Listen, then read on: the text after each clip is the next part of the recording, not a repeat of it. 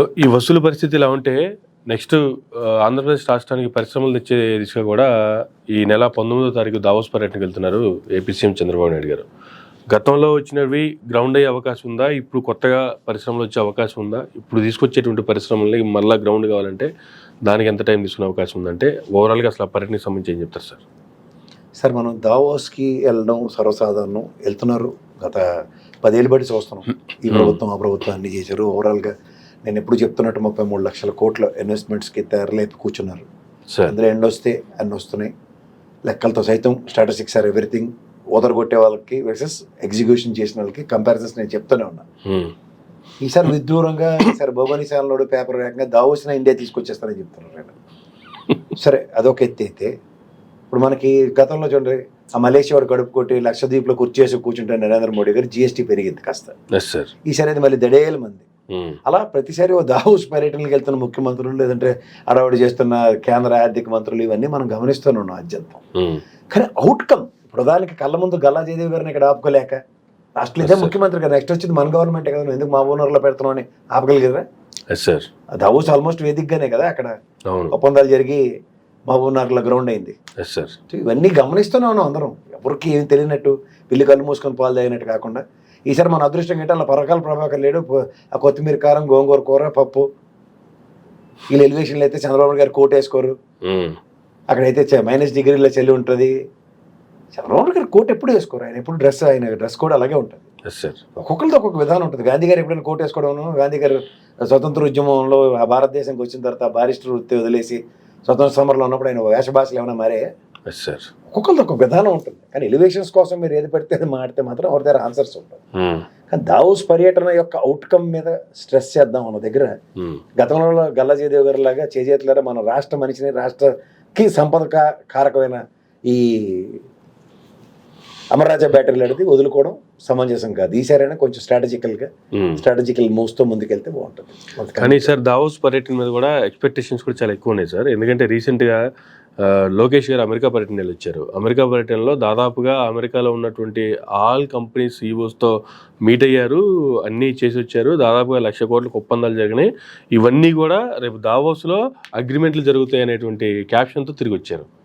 సరే, ఇవన్నీ ఆ రోజుకి ఏమైంది అన్న దానికి ఆన్సర్ దావోస్కి వెళ్ళింది. దావోస్ తర్వాత ఏమవుతుందో చూద్దాం.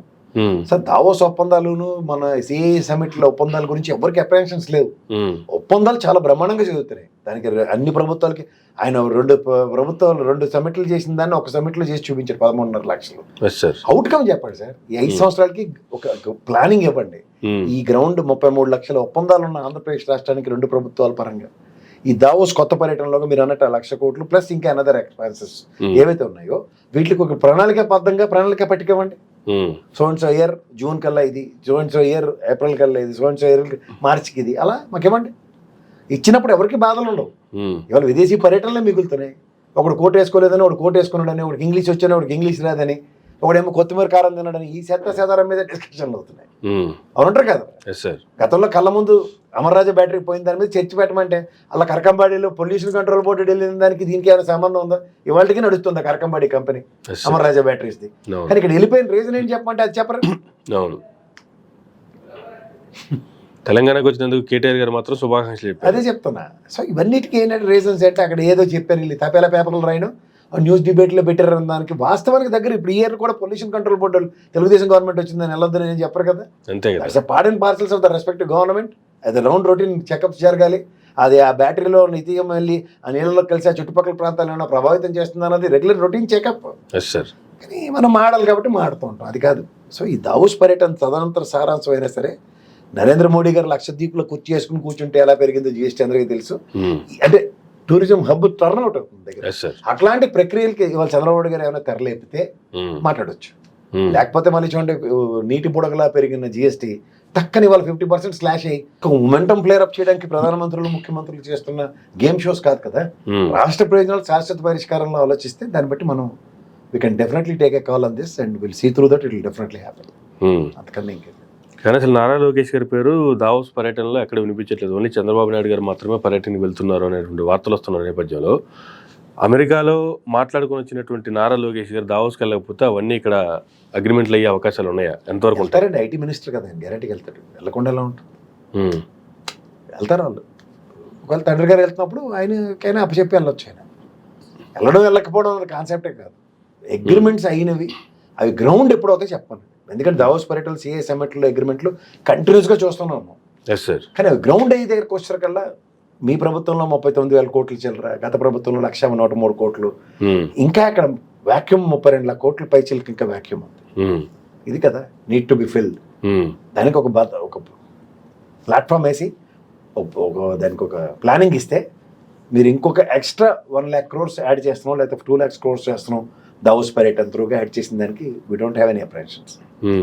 కానీ గతంలో టీడీపీ ప్రభుత్వం అధికారంలో ఉన్నప్పుడు ఇక్కడ సిఐ సమ్మిట్లు కావచ్చు, లేదంటే దావోస్లో కావచ్చు చేసుకున్న అగ్రిమెంట్లన్నీ కూడా నెక్స్ట్ జగన్మోహన్ రెడ్డి గారి గవర్నమెంట్ వచ్చి వీళ్ళందరినీ భయపెట్టి వీళ్ళందరూ పారిపోయేలాగా చేశారు.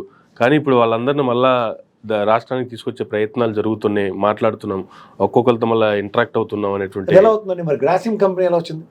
1,103 కోట్లు పెట్టుబడులు వచ్చాయి కదా జగన్మోహన్ రెడ్డి గారి ఆయనలో కూడా. ఇది ఏంటది ప్లేవుడ్ కంపెనీ ఒకటి, సెంచురియన్ ప్లేవుడ్, లేకపోతే ఏషియాలోనే హైయెస్ట్ ఏసీ ప్రొడ్యూసింగ్ డైక్ అని ఇలాంటివన్నీ మన దగ్గర వచ్చినవి కదా. ఇప్పుడు సిఏ ఒప్పందాలు అవన్నీ జగన్మోహన్ రెడ్డి గారి ఆయనలో వచ్చిన ఒప్పందాలే కదా. ఏం మాడుతున్నారు సార్? ఒకటి ప్రభుత్వాన్ని అవహేళన చేసే కార్యక్రమంలో వాళ్ళు మాడుతున్న మాటలే, కానీ వాస్తవ రూపం అన్ని సమ్మిట్లు పెట్టి అంత చేసిన ఆంధ్రప్రదేశ్లో 39,414 కోట్లే చదువు తెలుగుదేశం ఆయనలో వచ్చాయి 14 నుంచి 19 దాకా. తర్వాత 19 నుంచి 24 1,103 కోట్లు.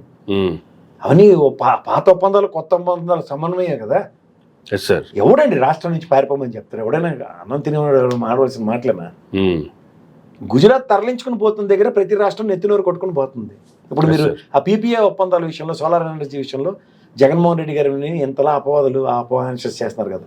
చిట్చాట్లో కూడా చంద్రబాబు గారిని అడిగితే కూడా చెప్తున్నారు, బంగారం లాంటి అవకాశం నేను ఎందుకు వదులుకుంటాను, అరెస్ట్ చేయకుండాను, కానీ మేము వదిలేను అన్నట్టుగా మాట్లాడుతున్నారు. సరే, ఇప్పుడు నిన్న కరుణానిధి గారి అబ్బాయి స్టాలిన్ గారు అదాని ఒప్పందాలు రద్దు చేసుకున్నాడు అతను.